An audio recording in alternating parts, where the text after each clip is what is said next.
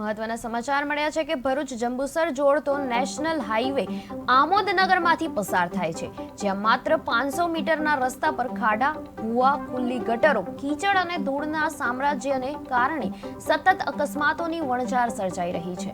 આમોદનગરમાં સતત ચોથા દિવસે પણ અકસ્માત થયો હતો. આજે એક 4 વ્હીલર બીટ કાર પલટી મારી ગઈ હતી. જોકે ડ્રાઈવર સહિત 3 લોકોનો આબાદ બચાવ થયો હતો. સ્થાનિક લોકોની મદદથી વાહનને ખાડામાંથી બહાર કાઢવામાં આવ્યું હતું. આ પહેલા પણ ટ્રક અને અન્ય વાહનો અહીં અકસ્માતનો ભોગ બની ચૂક્યા છે. વાહન ચાલકોને 500 મીટરના રોડ પરથી પસાર થવામાં ત્રાહિમામ પોકારવો પડે છે. સ્થાનિક લોકોનો આક્ષેપ છે કે વારંવાર મીડિયામાં સમાચાર આવ્યા છતાં તંત્ર હજી કુંભકર્ણની નિંદ્રામાં સૂઈ રહ્યું છે. શું હવે તંત્ર કોઈ મોટી દુર્ઘટનાની રાહ જોઈ રહ્યું છે? શું ઘટના બની હતી અહીંયા આગળ? હમણાં એક ગાડી ફસાઈ ગઈ, ટાયર ફાટી ગયું, એટલે માંડ ગાડી. રોજે રોજ આવો પ્રોબ્લેમ થાય છે. હવે આ લોકો પર સર્વિસ રોડ પર જો આવું થાય ને તો પાલિકા પર ત્યાં મેન રોડ પર થાય ને તો આરએનબી પર માનવ વધનો ગુનો દાખલ કરવો જોઈએ. ના કોઈ મળે એવી જ શક્યતા છે, કોઈને કોઈ તો મળી જ જશે. હવે આ રોજે રોજ રજૂઆત કરીએ છીએ તો પણ કોઈને કોઈ ફરક પડતો નથી. આરએનબી વિભાગે જે તે વખતે બનતો હતો ત્યારે પણ ક્વોલિટી બાબતે રજૂઆત કરી હતી, તેના એન્જિનિયરોને તે વખતે ધ્યાન ના આપ્યું. હવે આ રોડ તૂટી ગયો ટૂંક સમયમાં તો પણ કોઈ ધ્યાન આપવા માંગતું નથી. હવે આની રજૂઆત કરવી કોને ને કેવી રીતે, મને તો એ નથી ખબર પડતી કે આ લોકો કેવા ઊંઘે છે કે એમને જગાડવા માટે શું કરવું પડશે એ ખબર નથી પડતી.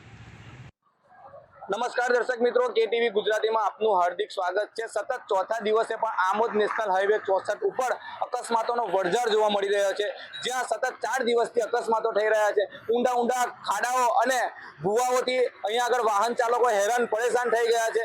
જ્યાં અવારનવાર આવા નાના મોટા જે ખાડાઓ છે, આ ગટરો છે, જેને લઈને લોકો ત્રાહિમામ પોકારી ઉઠ્યા છે. વાહન ચાલકોને લાખો કરોડો રૂપિયાનો અહીંયા આગળ નુકસાન ભોગવવો પડ્યો છે.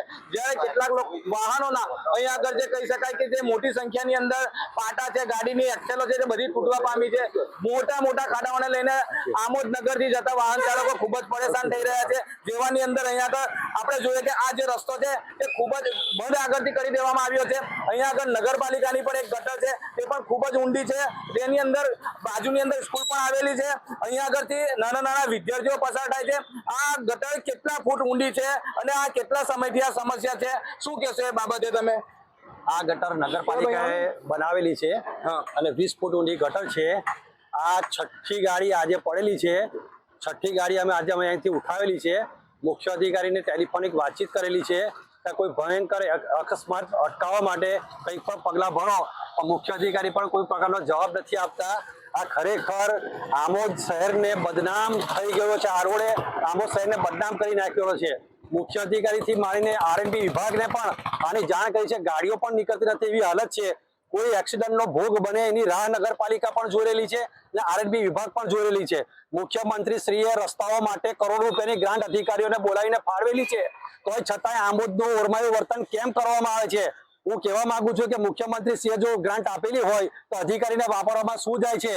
આ જુઓ કે લોકો કેટલા પરેશાન છે, ગાડીઓવાળા કેટલા પરેશાન છે.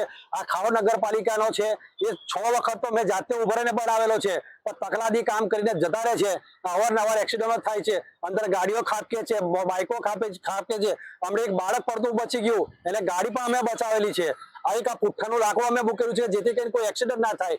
સર્વિસ રોડ બંધ કરવામાં આવ્યો છે જેથી કરીને કોઈ રાતે કોઈ અંદર પડી ના જાય એટલા માટે. જો વધારે વરસાદ પડે તો ખાડો પણ દેખાય ના એવી પરિસ્થિતિ છે. તંત્રએ જાગવું જોઈએ. નહીં જાગે તો પબ્લિક રોડ પર આવશે, એમાં બિનબેક નથી.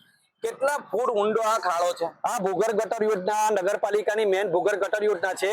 આ પમ્પિંગ સ્ટેશન પરથી પાણી અહીંયા રહીને જાય છે. અહીંયા આગળ 20 ફૂટનો ખાડો છે. 20 ફૂટ ઊંડો ખાડો રસ્તાની વચ્ચોવચ્ચ છે, જેને લઈને કોઈ મોટી દુર્ઘટના થશે તો નગરપાલિકા જવાબદાર રહેશે. માનવ વધનો ગુનો દાખલ થવો જોઈએ તેવી પરિસ્થિતિ અહીંયા આગળ છે. નગરપાલિકા કુંભ નિંદ્રામાં છે. આખું ગામ ખાડાના સામ્રાજ્યમાં છે. આ ભૂગર્ભ ગટરો તમે જુઓ કે ઠેર ઠેર કેટલી ઊંડી છે. અહીંયા આગળ કોઈનો જીવ જશે ત્યારબાદ નગરપાલિકા જાગશે. માર્ગ મકાન વિભાગની ગટરો પણ ખુલ્લી છે. મોટી ગટરોની અંદર મોટા ખાડાઓ. આજે લોકો ત્રાહિમામ પોકારી ઉઠ્યા છે. નેશનલ હાઈવે 64 ની ઉપર વહેલી તકે આ જો ગટરો અને ખાડા પૂરવામાં નહીં આવે તો નિશ્ચિત છે કે કોઈ પણ વ્યક્તિનો નાદાન કોઈ પણ વ્યક્તિનો કે બાળકનો અહીંયા આગળ જીવ જાય તેવી પરિસ્થિતિ છે. હવે આવનાર સમયમાં જોવાનું રહ્યું કે તંત્ર જાગે છે કે પછી કુંભ નિંદ્રામાં જ રહેશે.